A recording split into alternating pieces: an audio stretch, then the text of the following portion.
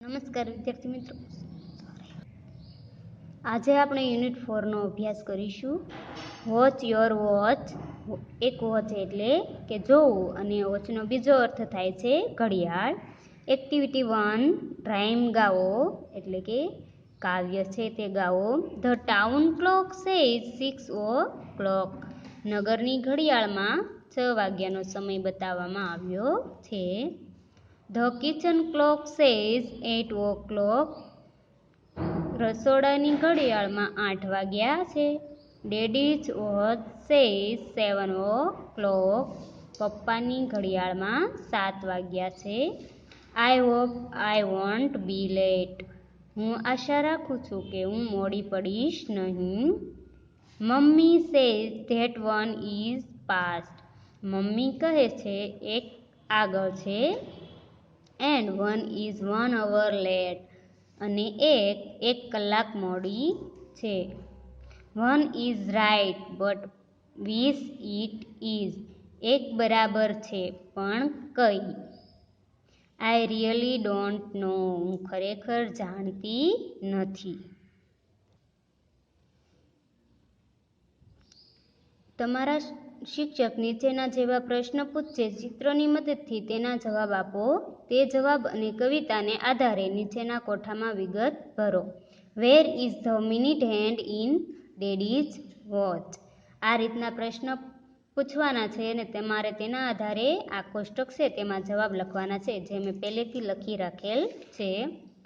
પેલું town clock છે તો આપણે ટાઉન ક્લોકનો પ્રશ્ન પૂછીએ. વેર is the hour hand in town clock watch. કે અવર હેન્ડ ટાઉન ક્લોકના કેટલા કલાકનો કાંટો ક્યાં છે તે કહેવાનું છે. તો કે the town clock says 6 o'clock. એટલે કે કલાક કાંટો શેની ઉપર હશે? 6 ઉપર. At 6. Where is the minute hand and hour hand in kitchen clock watch. એટલે કે રસોડાની ઘડિયાળમાં મિનિટ કાંટો અને કલાક કાંટો ક્યાં છે? તો જુઓ કાવ્યમાં આપેલું છે. The kitchen clock says 8 o'clock. એટલે કિચન ક્લોકમાં 8 વાગ્યા છે. એટલે કે કલાક કાંટો 8 ઉપર હશે, 8 ઉપર.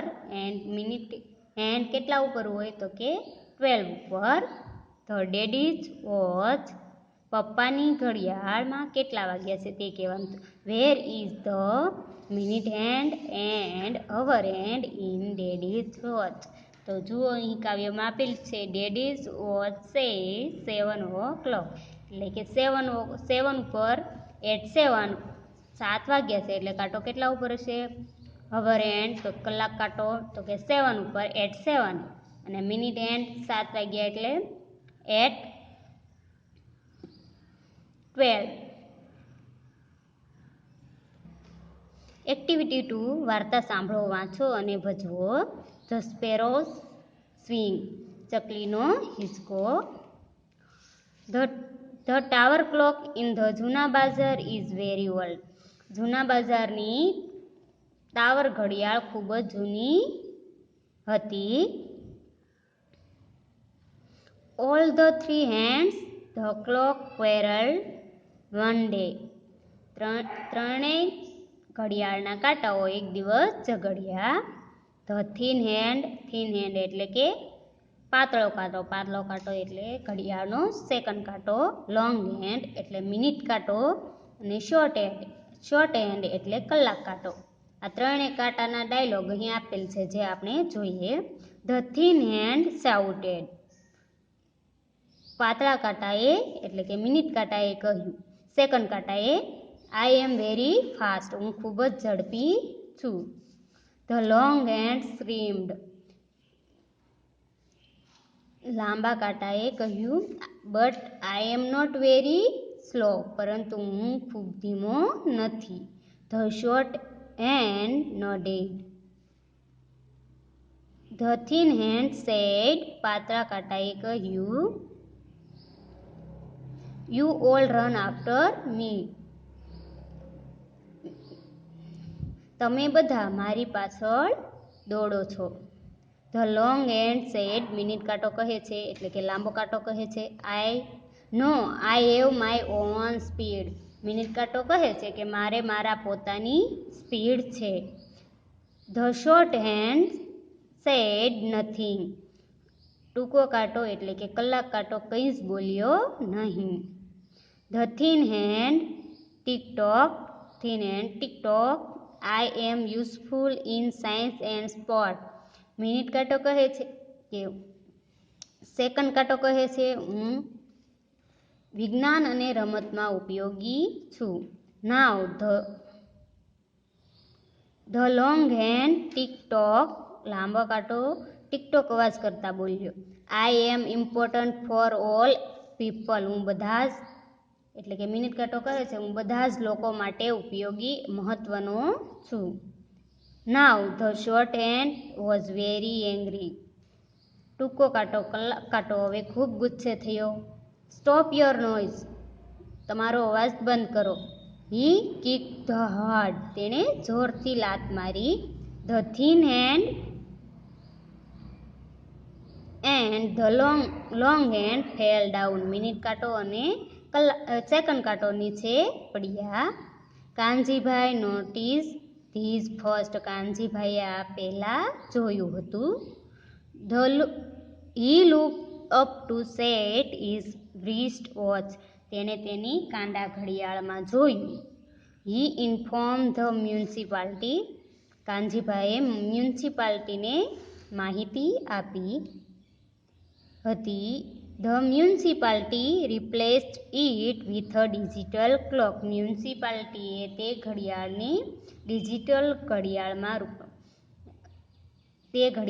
જગ્યાએ ડિજિટલ ઘડિયાળ લગાવી દીધી હતી. But then a sparrow went to the chief officer.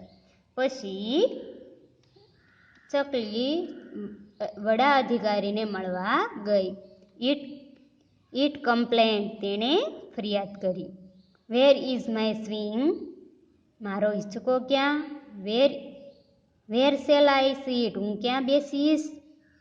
Sing and play. હું ક્યાં બેસીને ગાઈશ અને રમીશ. એક્ટિવિટી 3, જૂથમાં કામ કરો. વાર્તાને આધારે જોડકા જોડો. અહીં એ અને બી આપેલ છે તેમાં તેના જોડકા જોડવાના છે. શોર્ટ હેન્ડ એટલે કે ટૂંકો કાંટો કલાક કાંટો. It shout stop the noise. Long hand લાંબો કાંટો. તેણે શું કહ્યું તો I am also important. Thin hand I run fast. Sparrow where is the hands of the clock. ઘડિયાળના ત્રણેય કાંટાઓ ક્યાં છે?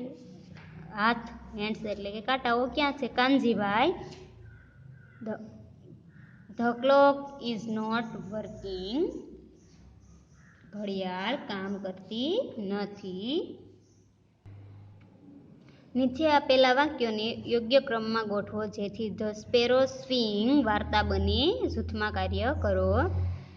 અહીં આપણને વાક્ય આપેલા છે તે આપણે યોગ્ય ક્રમમાં ઘટનાના આધારે જે પાઠમાં આવી હતી તેના આધારે ગોઠવવાના છે. તો જોઈએ પેલા વાક્ય. The municipality adopt the new technology. The short hand kicked out the minute hand and second hand. The sparrow complained, why did you take off my swing? The thin hand declared that it works more.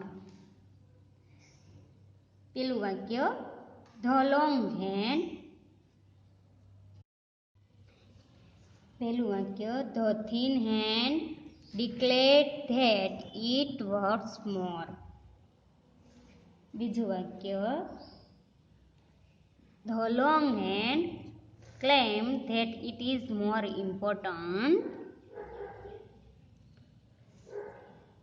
ત્રીજું વાક્ય the short hand kicked out the minute hand and second hand.